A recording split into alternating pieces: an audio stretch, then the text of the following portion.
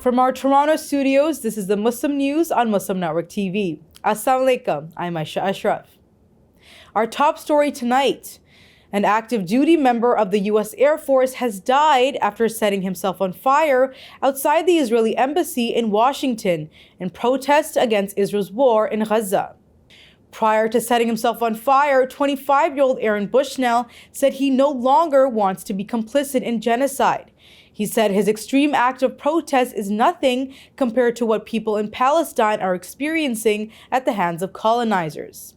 Footage showing the protest and the moment when Bushnell set himself on fire went viral on social media. The fire was extinguished by Secret Service personnel, and Bushnell was subsequently dispatched to an area hospital. According to information obtained by Anadolu news agency, the man shouted "Free Palestine" as he burned. The Washington Post cited a spokeswoman for the Air Force, Rose M. Riley, as confirming that an active duty airman was involved in the incident. The Vietnam War marked self-immolation as a means to protest American aggression.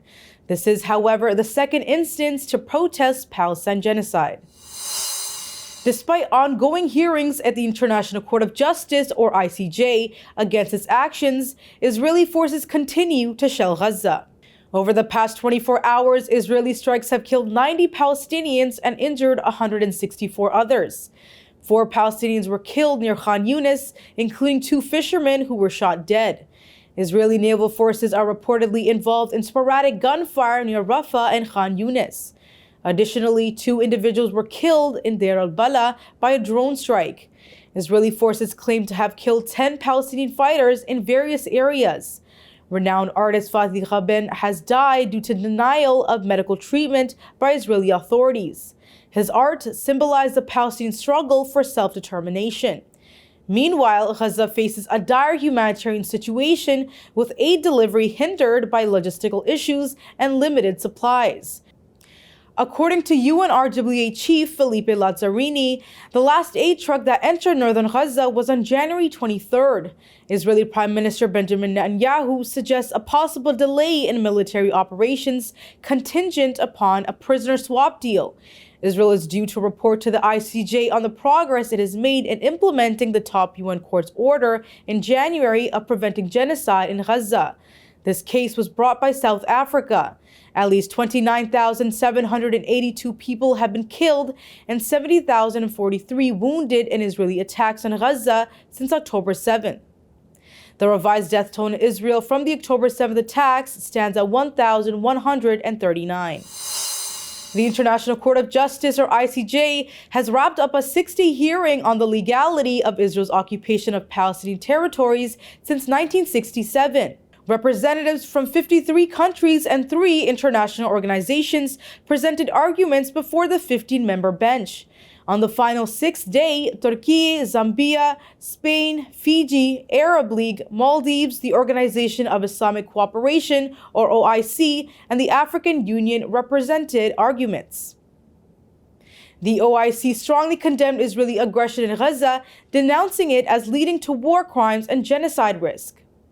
The group's Secretary General Hussein Brahim Taha requested that countries cease exporting arms and munitions to Israel, knowing that the army and Israeli settlers are using them against the Palestinian people. The African Union and League of Arab States expressed the same sentiments, emphasizing the plight of Palestinians and calling for an end to Israel's impunity. Zambia stressed both Palestinian self-determination and Israeli security, advocating for a negotiated 2-state solution. Turkey highlighted the conflict's root in disregarding Palestinian rights and Israel's deepening occupation. Turkey's Deputy Foreign Minister Ahmet Yildiz says the Israeli government's plan to limit access for Muslims to holy sites during the holy month of Ramadan is a source of concern. Notably, this case is distinct from South Africa's genocide claim against Israel. These hearings were scheduled before the Israeli aggression on Palestine that began on October 7th. In 2022, the UN General Assembly had asked the UN Court to give its advisory opinion on the legality of Israeli occupation. Amidst the looming threat of famine in Gaza, residents of the Jabalia refugee camp have staged a demonstration, emphasizing the critical need for humanitarian aid. They say children are suffering the most, facing the dual impact of war and hunger. A teenager living in the north of Gaza is pleading for global assistance, saying hunger and disease threaten lives as much as airstrikes. He has fervently appealed to the global community for aid, emphasizing the urgent need for sustenance to reach the starving and displaced. He says people are eating animal feed and there is nothing to feed children. A mother is seen pleading with Arab nations to send them flour, the most basic necessity in the war-torn Palestinian territory. She says there is nothing to eat or drink. The UN Refugee Agency, UNRWA, warns of the worsening situation, with 1 million children facing trauma and severe malnutrition rates. Basic infrastructure has been devastated, worsening the crisis. Meanwhile, Israel faces accusations of genocide, with interim rulings by the International Court of Justice in January demanding humanitarian aid provision. The urgent plea has echoed throughout Gaza, emphasizing the immediate necessity for aid to prevent further suffering and loss of life. Brazil's President Luiz Inácio Lula da Silva has reiterated that the Israeli government is not waging war in Palestine, but is committing genocide. He says that Israeli armed forces are killing women and children and that thousands of them are missing. The Brazilian preside, if this is not genocide, what is genocide? Da Silva has also condemned the failure of the UN Security Council to intervene in a meaningful way to end the bloodbath in Gaza. On February 19th, the U.S. again exercised its veto power and rejected a resolution calling for an immediate ceasefire. Da Silva also says the UN Security Council does not make decisions and does nothing for peace. The Brazilian leader has also lamented the extent of hypocrisy in the world today when it comes to political leadership. O que o governo de Israel está fazendo contra o povo palestino não é guerra, é genocídio, porque está matando mulheres e crianças. O que está acontecendo em Israel é um genocídio. São milhares de crianças mortas, milhares desaparecidas. E não está morrendo soldado, está morrendo mulheres e crianças dentro do hospital. Se isso não é genocídio, eu não sei o que é genocídio. Eu quero... Former Texas Congressman Beto O'Rourke has joined the chorus of voices supporting the Uncommitted campaign in Michigan's upcoming primary that aims to pressure President Joe Biden over his stance on Israel's war on Gaza. O'Rourke has expressed agreement with the campaign's goals, emphasizing the need for the U.S. to do more for a ceasefire and negotiated solution to Palestinian statehood. He cites concerns over the administration's response to Gaza and is urging political pressure while maintaining support for Biden's re-election. The move comes amid widespread frustration, especially among Democratic voters, over Biden's handling of the Gaza conflict. Mayor Abdullah Hammoud of Dearborn, Michigan, agreed, emphasizing his hope for change through dissent. Despite the push, O'Rourke has emphasized the importance of Biden's re-election, underscoring the need to balance accountability with support for the Democratic Party's candidate. Death toll for children, women in Gaza 6 times higher than that of Ukraine. Details come after the break. Stay tuned and we will be right back.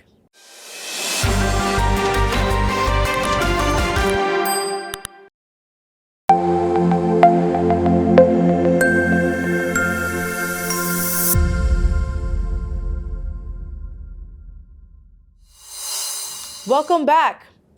The death toll for women and children in Gaza is 6 times higher than that of the ongoing Russia-Ukraine war. According to Anadolu news agency, 10,378 civilians have lost their lives in the Russian-Ukrainian war since February 24th, 2022. This includes the killing of 579 children and 2,992 women, as well as 19,632 others injured in a period of 2 years. A total of 8,095 of the deaths occurred in Ukrainian territory and 2,283 in territories illegally annexed by Russia. In contrast, Israel's attacks have killed 29,410 Palestinians, including at least 12,660 children and 8,570 women in less than 5 months. Additionally, 69,464 others have been injured, with more than 70% of the injured women and children. According to Palestinian sources, Israel has used more than 66,000 tons of explosives in the attacks, averaging 183 tons of explosives per square kilometer in Gaza. As Gaza is devastated by the attacks, 1.9 million Palestinians have been displaced. The Council on American-Islamic Relations has disclosed that there are currently 2 million Muslim American voters nationwide, which it says is a significant increase from 2022. CARE previously estimated that there were approximately 1.2 million or more Muslim voters in 2022. Working in collaboration with Aristotle, a voter and consumer data agency, CARE identified 1,785,755 Muslim voters through distinctive names and geographical data. CARE estimates that there are well over 300,000 additional African American, white, and Latin American Muslim voters who are not identifiable through conventional methodologies. California, New York, and Texas, among other states, host the largest numbers. CARE notes that approximately 20 to 25% of Muslim American voters are African American, with 3/4 born in the U.S. The organization is highlighting the potential influence of Muslim voters on close races. It says this voter surge is critical in understanding Muslim American civic participation and its impact on national politics. CARE has pledged to enhance political empowerment through initiatives like the upcoming relaunch of its Muslim Vote campaign. In a fiery speech at Conservative Political Action Conference, former President Donald Trump positioned the upcoming election as a pivotal moment of reckoning. He promised Judgment Day for his adversaries if victorious. Trump has also pledged unprecedented mass deportations and labeled Election Day as a turning point between liberation for hardworking Americans and retribution for alleged government infiltrators. Despite statistical evidence of decreasing crime rates, Trump painted a grim picture of the nation. He is vowing to be the authoritarian savior against what he depicted as a crime-ridden dystopia. Trump reiterated his hardline stance on immigration, promising the largest deportation in U.S. history, and is proposing military involvement in rounding up migrants. Trump's xenophobic remarks, including baseless claims about migrants carrying unheard of diseases, has drawn criticism from opponents. President Joe Biden's campaign swiftly dismissed Trump's rhetoric, reaffirming the rejection of his divisive policies in the upcoming election. A Democratic consultant hired a magician from Louisiana to use artificial intelligence to create a telephone call impersonating President Joe Biden. NBC News reports that magician Paul Carpenter claims he was hired by Steve Kramer to use AI software to mimic Biden's voice to discourage Democrats in New Hampshire from voting in that state's primary. Kramer previously worked on ballot access for Democratic candidate Dean Phillips. He says creating the Biden fake voice took less than 20 minutes and cost only $1. The robocall is now under scrutiny by New Hampshire and federal law enforcement officials for potential violations of voter suppression and telecom laws. Authorities are investigating a company in Texas responsible for the calls. Officials say they are determined to set a precedent against such misuse of AI-generated deepfakes in American politics. President Volodymyr Zelensky has disclosed that 31,000 Ukrainian soldiers have been killed defending their country since Russia's invasion in February 2022. This is the first official announcement of military casualties by Kiev, and it aims to counter inflated casualty figures circulated by Russia. Last August, U.S. officials put the number of Ukrainian soldiers killed as 70,000 and as many as 120,000 injured. Zelensky did not reveal the figures for wounded and missing soldiers to prevent aiding Russian military strategies. He stressed the urgency for allies to expedite aid deliveries to Ukraine, stressing that delays cost lives and territory. UK-based professor Natasha Cole was denied entry to India at Bengaluru airport.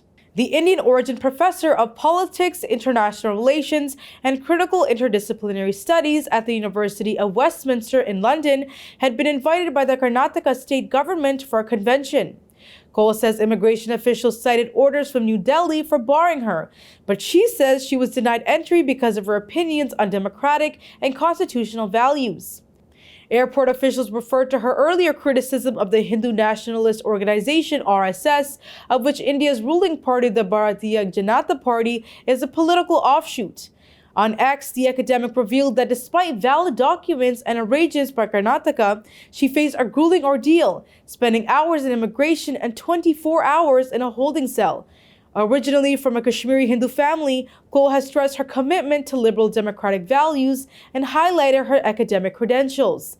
She also insists that she is not anti-India, but anti-authoritarian and pro-democracy. Indian Prime Minister Narendra Modi has cancelled more than 100 overseas citizens of India cards over the last 9 years. That's all from our Toronto studios tonight. Thank you for tuning in. You can subscribe to our YouTube channel and hit the bell icon for the latest updates. For more content, keep watching Muslim Network TV or visit muslimnetwork.tv. Salam and good night.